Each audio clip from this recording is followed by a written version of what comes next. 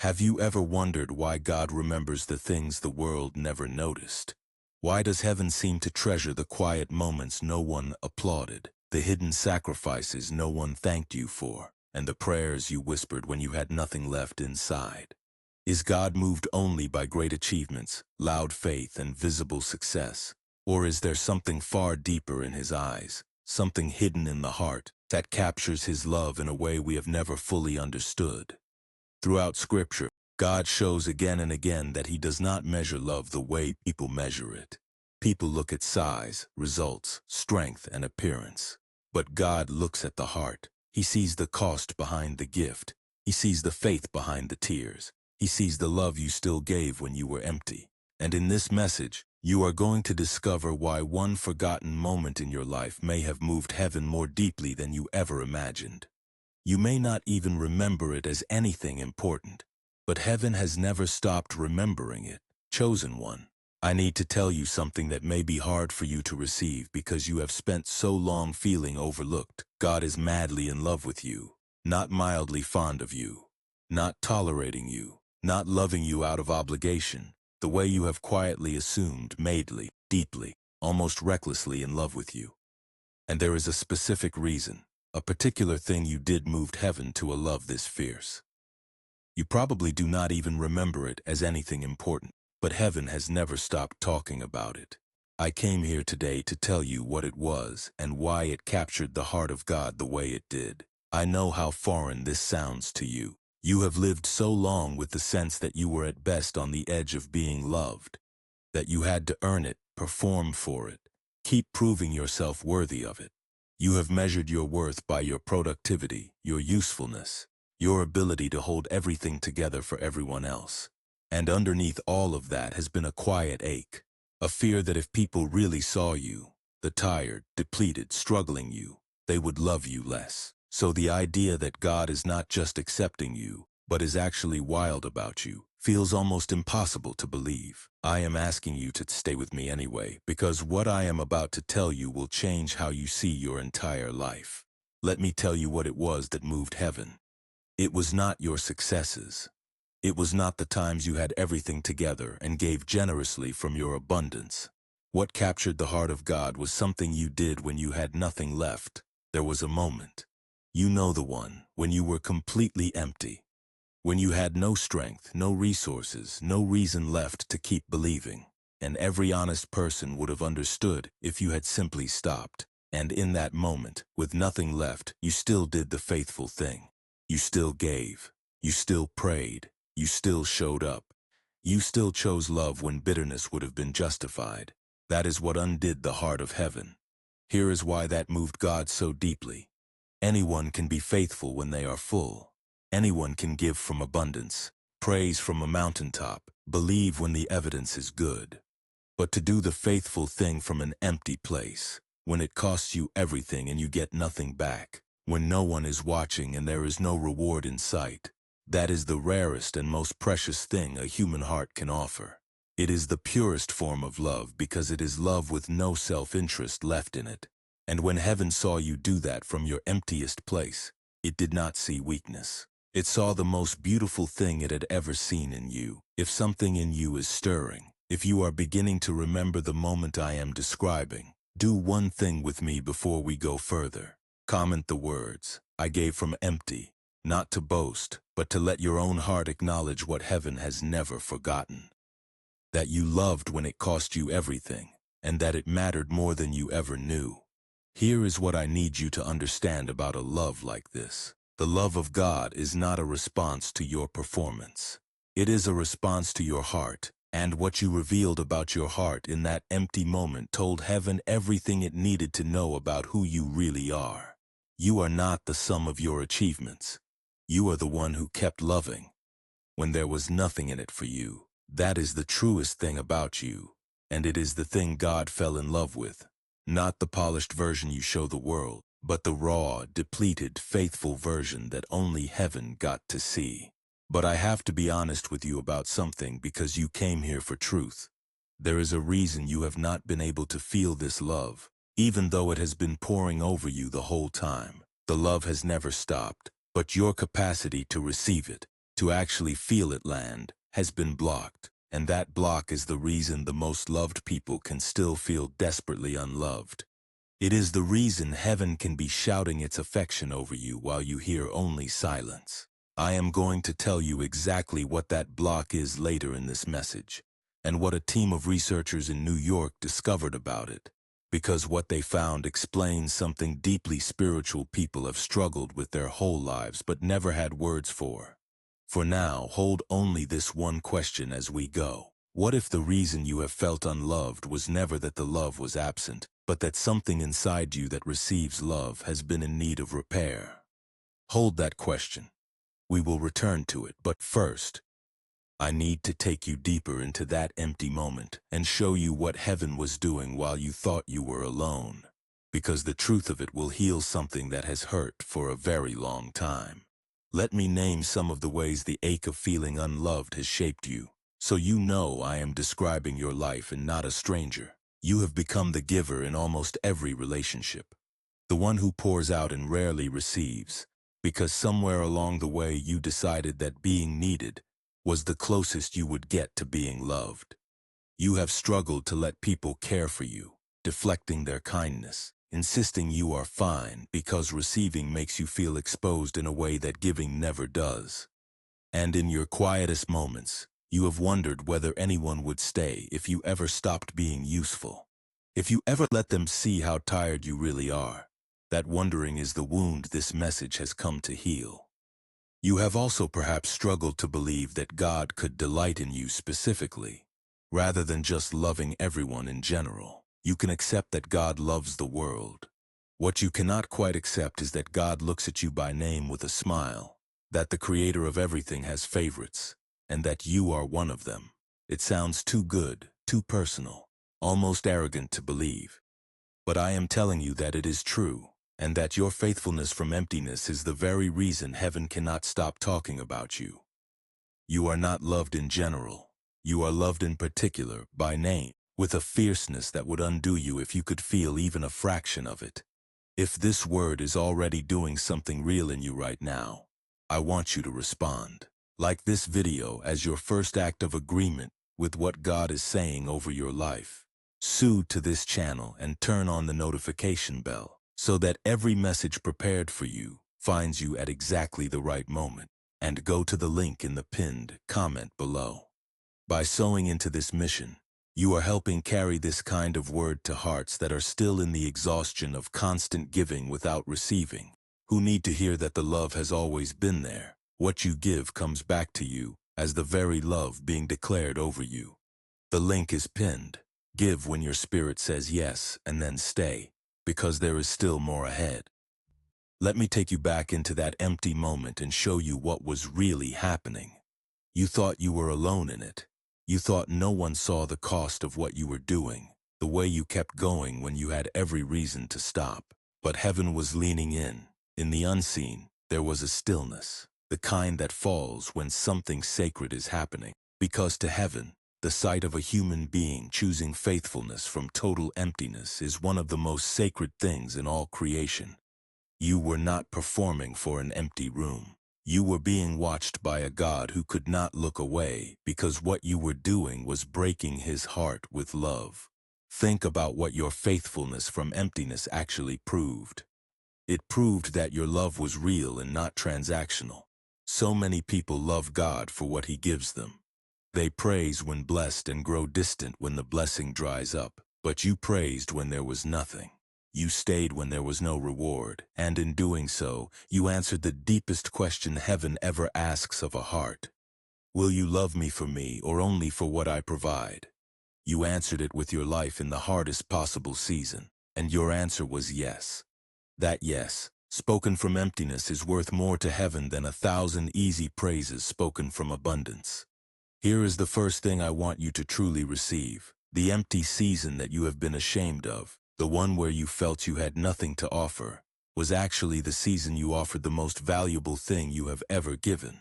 You have looked back on that time and seen only your weakness, your lack, your barely holding on. Heaven looks back on it and sees the finest hour of your faith. What felt to you like the season you had the least to give was, in the eyes of heaven, the season you gave the most, because you gave from nothing. And giving from nothing is the highest form of love there is. Let me reframe the emptiness itself, because you have feared it your whole life.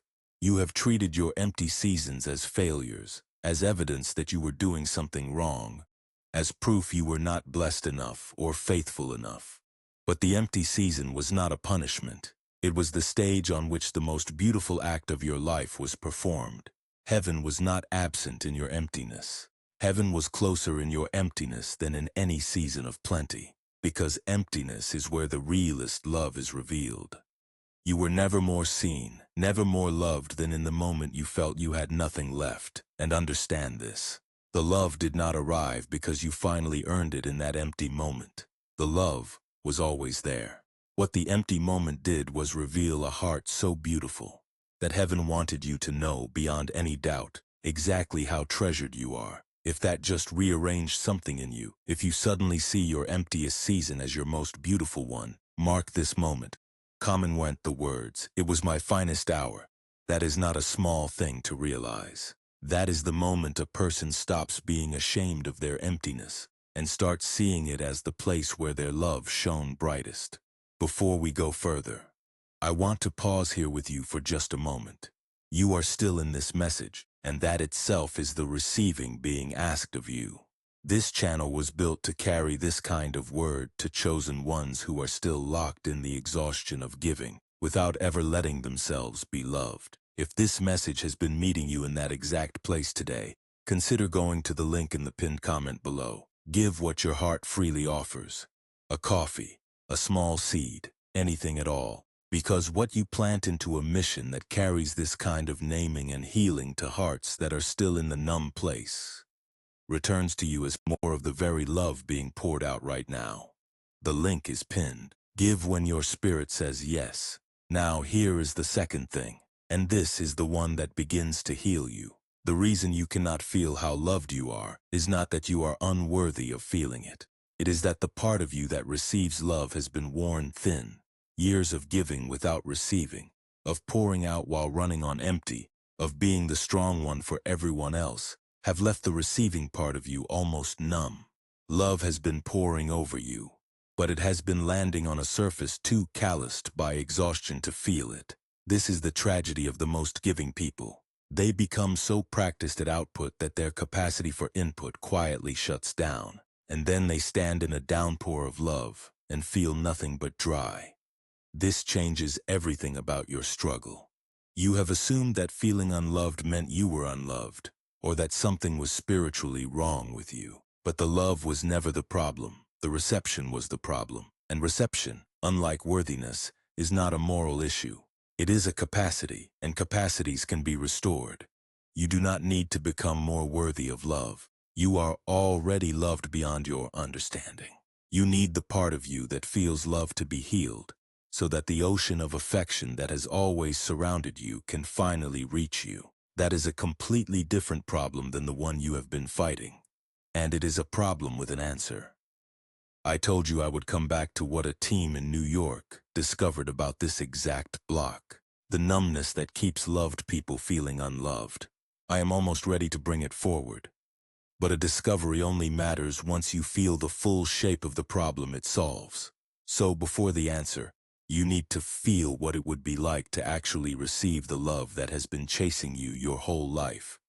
Let me show you that future now, because it is the very thing your faithfulness from emptiness has prepared you to receive. I want to stop here with you for just a breath, before we go into the vision of what your life becomes.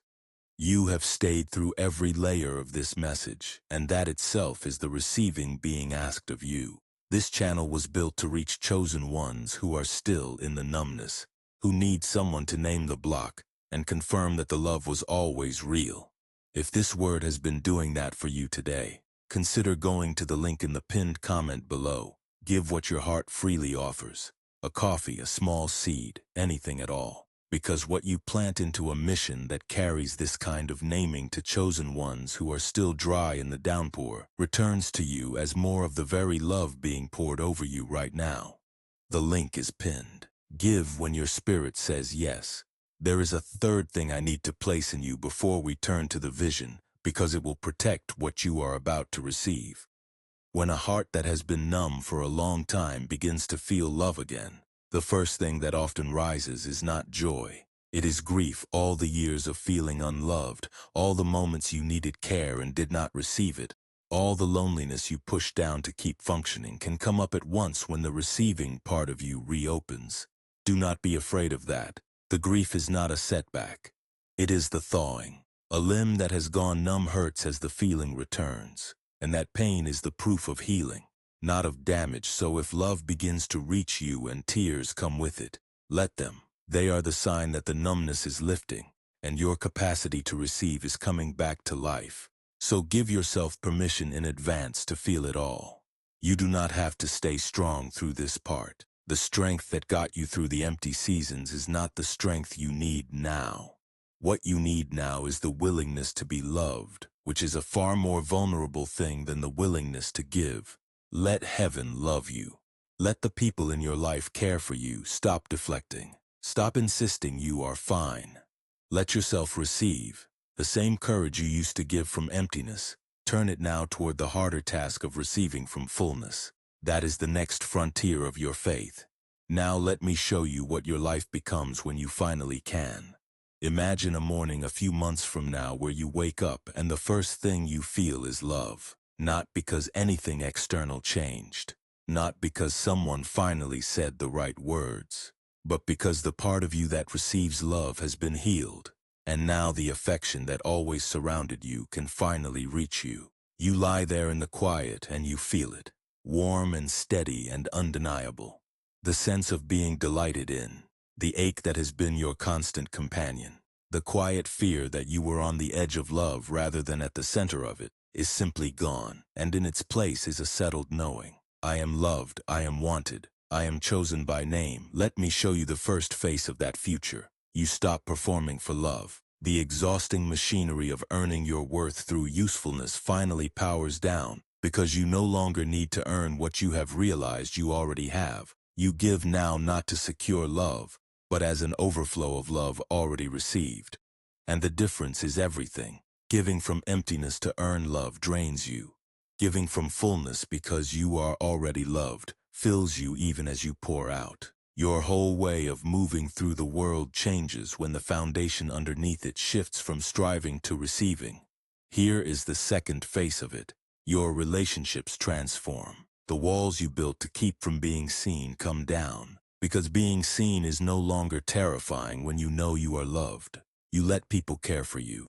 You receive kindness without deflecting it.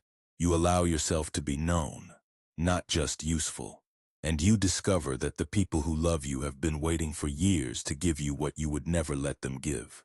The loneliness that came not from being unloved, but from being unable to receive love, finally ends. And the relationships that had grown thin and one-directional become mutual, alive, full. And here is the third face, the one that heals the deepest wound. You finally feel God smiling at you. The relationship with heaven that felt distant, dutiful, one-sided, becomes intimate. You sense the delight, the affection, the personal nearness of a God who is not merely tolerating you, but is wild about you. Your prayers stop feeling like talking into silence and start feeling like being held. This is what your soul has been starving for underneath every other hunger, not just to love God, but to feel loved by God. And it becomes available every day the moment the receiving part of you is restored. There is a fourth face of that future I do not want you to miss, because it touches the home you live in. When you finally receive love instead of only giving it, the people closest to you stop feeling like they can never reach you. For years they have tried to love you and watched it bounce off the coat of self-protection you did not know you wore. When the receiver is healed, they finally get to give you what they have always wanted to give. The love in your closest relationships starts to flow both ways, and a one-sided bond becomes a mutual one. Your healing does not only fill you, it finally lets the people who love you succeed at loving you. Anchor that future right now, because what you declare, you begin to draw toward you. Comment the words, I am madly loved. Say it not as a beggar hoping, but as a chosen one finally receiving what was always yours. Let me put an ancient face on what moved heaven about you, because you are not the first whose gift from emptiness undid the heart of God. Think of the widow who gave 2 small coins. The wealthy gave large sums from their abundance, and no one remembered their names. But a poor widow put in 2 coins, everything she had to live on, and heaven stopped to watch. The one who sees everything pointed to her and said she had given more than all the others. Because they gave from their surplus, and she gave from her emptiness. Her gift was so small the world did not notice. Her gift was so pure that it is still being spoken of thousands of years later. That is what your gift from emptiness did. The world did not notice. Heaven has never stopped talking about it. You have measured your value by the size of what you can give. Heaven measures it by the cost. And what you gave when you had nothing left cost you more than the largest gift of a person who has everything. That is why the love came for you the way it did. Not because your gift was big, but because it was everything. You did not give from your overflow, you gave from your need. And there is no love heaven treasures more than that. So, let me tell you who you are. You are not the unloved one hovering on the edge of affection, hoping to be chosen. You are the widow with the 2 coins, the one heaven pointed to, the one whose quiet, costly faithfulness moved the heart of God more than all the loud and easy gifts of the comfortable. You are not on the edge of love. You are at the very center of it by name, and it is time the part of you that feels love finally knew it. Now let me close the loop I opened at the beginning. I told you there was something a team of researchers in New York discovered about the block that keeps loved people feeling unloved, the numbness in the part of you that receives. And I said I would come back to it. I waited until now on purpose because a solution only becomes useful once you understand the full shape of the problem it solves. You now understand the shape. You feel the cost of the numbness, the way it kept you dry in a downpour of love, and you have seen what receiving that love would make possible. So you are finally ready for the rest. But I have to be honest with you about why this answer has stayed hidden from sincere, loving people for so long. It is not because heaven was hiding it. It is because the answer comes from a place most spiritual people never think to look. It does not arrive wrapped in religious language. It comes from a laboratory. And the bridge between what science discovered and what your spirit has been crying out for is the most important thing I will say in this entire message. Dr. Roger Sperry showed that the human brain has 2 hemispheres designed to work together in harmony, creating a state that allows for deeper emotional receptivity and connection. However, by adulthood, many people lose this sense of inner synchronization under the weight of life's pressures, exhaustion, and emotional strain. This numbness is not a spiritual failing. It is a condition that can be repaired. A targeted auditory sequence called the Genius Switch was developed to support this synchronization in just 8 minutes a day. Unlike ordinary meditation apps, it is designed specifically to help repair the receiving mechanism in people who have struggled to feel loved. Many who have tired of inadequate solutions may find this method surprising in its effectiveness. With a low cost of $49, further discounted to $39, plus additional free resources, this tool is not presented as a replacement for faith. It is a means to reopen yourself to the love already present. The aim is to reconnect you to your capacity for love and receiving, addressing the deep-rooted challenges that have led to numbness, and encouraging you to affirm your openness to receive love as God intended. You are already loved. You do not need to earn this love through actions or behavior. This inherent love has always surrounded you, providing the foundation your soul has been searching for. And now the message shifts from simply understanding your emptiness to practicing a new way of living. You are being invited into a daily rhythm of receiving love before pouring love out. No longer as an empty vessel trying to prove your worth, but as a wellspring filled by the affection of God. When old thoughts of feeling unloved arise, recognize them as false. Return to the truth. You are beloved. You are chosen. You are not forgotten. Many people who have restored their ability to receive love discover something that overwhelms them with relief. The love had always been present. It was never absent. It was simply unreceived. So let this become an exercise for your soul. Close your eyes for a moment and imagine love falling over you like nourishing rain. Not rain you have to earn, not rain you have to chase, rain that has been falling all along. Let it touch the places in you that became dry from years of giving. Let it soften the parts of you that became hard from disappointment. Let it wash the lie from your mind that you were only loved when useful. You are loved when empty. You are loved when tired. You are loved when unseen. You are loved before you give, before you perform, before you prove anything at all. Love is not contingent on your actions. It is a constant reality. And now you are being invited to acknowledge your identity as beloved, to shed the feelings of inadequacy and loneliness, and to embrace the depth of love that has always been yours. The love is personal. The love is fierce. The love is everywhere around you. And your worth is already complete. You are already cherished. Before you go, there is one final thing I want to ask of you. If this message has opened something in you today, if the love that was described has begun to land in a way it has not landed before, honor that with an act of faithfulness. Go to the link in the pinned comment below. Plant a seed. Give what your heart says to give, a coffee, a small offering, whatever feels right. Because what you sow into a mission that carries this kind of word to chosen ones who are still numb, still giving from empty without ever letting themselves receive, returns to you as the very fullness being declared. And share this with someone you know has been giving everything they have for too long. Be the reason they hear today that heaven saw it all and has never stopped talking about it. The link is pinned. Heaven sees what you do with this moment.